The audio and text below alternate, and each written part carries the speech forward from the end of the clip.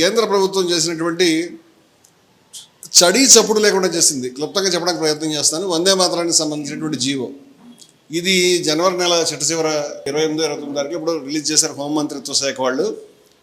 ఇంత దుర్మార్గమైన పని ఎలా చేశారో నాకు అర్థం కావట్లేదు. ఎందుకంటే వందే మాతరం అనేటువంటి గీతం అనేది 1875లో రాశారు. మొన్న 150 సంవత్సరాలు, మొన్న 25 నవంబర్కి నిండాయని ప్రధానమంత్రి గారు పార్లమెంట్లో చెప్పడం. ఆ రోజు ఆయన ఒక పచ్చి అబద్ధం చెప్పినాడు.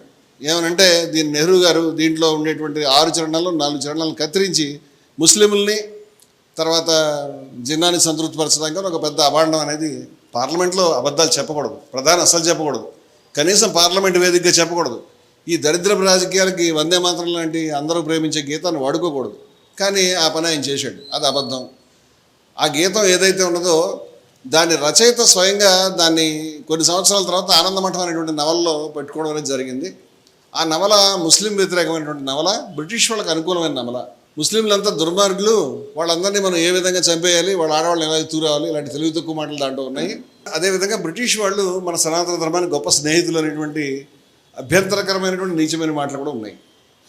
ఈ పద్ధతులన్నీ కూడా ఉన్నటువంటి నవలని ఎవరు అంగీకరించలేము. ఆ నవలలో ఉండేటువంటి దాంట్లో విస్తరించి రాశాడని అంటారు. అప్పుడు ఈ 6 చరణాల్లో భారతమాతని దుర్గాదేవి గాను, సరస్వతీదేవి గాను, లక్ష్మీదేవి గాను ఇలా అనేక రకాలుగా తొమ్మిది దుర్గా దశ ప్రహరణ ధారిణి, నీవే దుర్గవమ్మా, నువ్వు 10 రకాల ఆయుధాలను పట్టుకున్నావమ్మా అని చెప్పడం అనేది మనకి ఆ పాటలో కనిపిస్తుంది. ఈ పాట అభ్యంతరకరము. ఈ పాట మంచిదే, కానీ ఈ పాటను భారతమాత పట్ల మేము పెట్టి దాన్ని మిగతా మతస్థులు పాడమని చెప్పడం అనేది, హిందూ దేవత గురించి చెప్తున్నారు కదా, హిందూ సంస్థగా మీరు ఆనందించాలి కదా అంటే, హిందూ మతం ఒక పని ఎప్పుడు చేయలేదు. తన నమ్మకాలని విశ్వాసాలని 1000 సంవత్సరాలుగా అది నమ్మని వాళ్ళ మీద రుద్దేటువంటి ఇంపోజ్ చేసే ప్రయత్నం ఎప్పుడు చేయలేదు.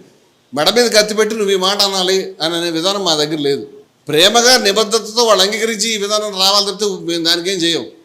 అట్లాంటిది ఈ దేశంలో అటు ఇటు 20 కోట్ల మంది మైనారిటీలు ఉన్నప్పుడు, కొంతమంది నాస్తికులు, హేతువాదులు, అజ్ఞేయవాదులు ఉన్నప్పుడు, బౌద్ధులు ఉన్నప్పుడు, జైనులు ఉన్నప్పుడు, పార్సీలు ఉన్నప్పుడు, ఈ ముస్లింలు ఉన్నప్పుడు, క్రైస్తవులు ఉన్నప్పుడు మేము భారతమాత అంటే దుర్గామాత, ఆవిడ చేతిలో ఆయుధాలు ఉన్నాయి, ఆవిడ సరస్వతి దేవుడు, లక్ష్మీదేవి అని అందరూ పాడాలి, పాడకపోతే 3 ఏళ్ళు జైలు శిక్ష అనేటువంటి జీవో జారీ చేయడం అనేది పరమ దుర్మార్గం. 1937లో దేశంలో జాతీయ నాయకులైనటువంటి గాంధీ గారు, నెహ్రూ గారు, సుభాష్ చంద్రబోస్, సర్దార్ వల్లభాయ్ పటేల్, ఆచార్య నరేంద్ర దేవ, మహాకవి రవీంద్రనాథ్ ఠాగూర్, అలాగే జయప్రకాష్ నారాయణ గారు, కృపలాని గారు, ఎందరో మహానుభావులు దీనిపైన 1937లో జరిగినటువంటి కాంగ్రెస్ సభల్లో ఓ నిర్ణయానికి వచ్చారు. దీంట్లో 2 చరణాలు మాత్రమే పాడితే సరిపోతుందని.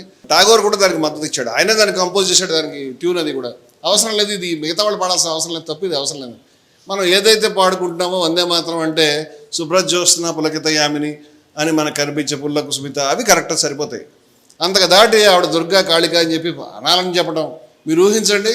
ఒక క్రైస్తవ విద్యార్థి, ఒక ముస్లిం విద్యార్థి, ఒక బౌద్ధ జైన సంప్రదాయాలకు సంబంధించిన వాళ్ళు, పార్సీ వాళ్ళు వేసినప్పుడు భారతమాతను దుర్గా అనాలి, ఖచ్చితంగా ఆవిడకి పూజలు చేయాలి అంటే, అది కూడా వీళ్ళు భారతమాత అనేటువంటి బొమ్మ, దాంట్లో కాషాయ జెండా ఉన్నటువంటి బొమ్మను పెడతారు.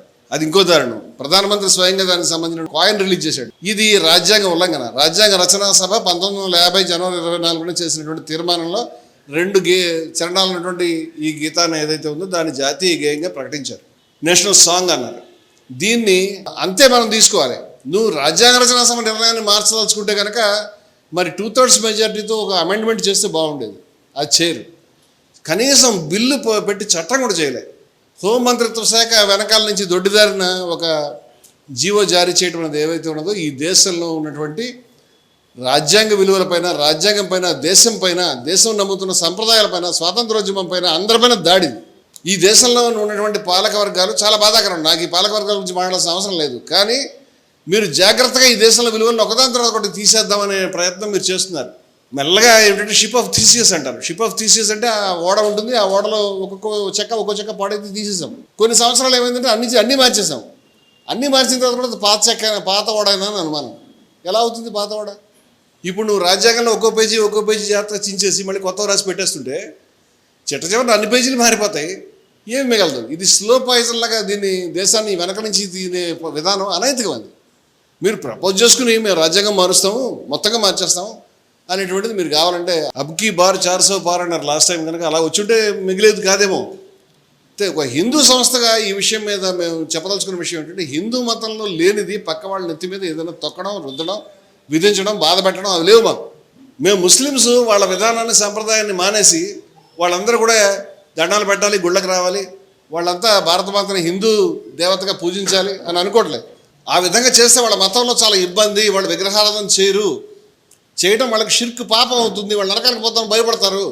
ఆ భయంలో ఉన్న వాళ్ళ దగ్గరికి వెళ్ళి నువ్వు పాడకపోతే నేను 3 ఏళ్ళు జైలుకి పంపిస్తానంటే సిగ్గు లజ్జాలైనటువంటి దుర్మార్గమైనటువంటి ప్రయత్నం అది. హిందువుని నోట్లో గోమాంసం తినకపోతే కుదరదు, నువ్వు దేశభక్తుడు అయితే గోమాంసం చెప్తే ఎంత తప్పు అవుతుందో, ముస్లింలు విగ్రహారాధన చేయమంటే అంతే తప్పు అవుతుంది. ఎందుకు చేయమనాలి? ఏం అవసరం వచ్చింది? దేశభక్తికి దానికి సంబంధం ఏంటి? దేశాన్ని గురించి ఎంతోమంది ముస్లిమ్స్, ఎంతోమంది క్రైస్తవులు, ఎంతోమంది ఇతర మతస్థులు ప్రాణత్యాగం చేశారు.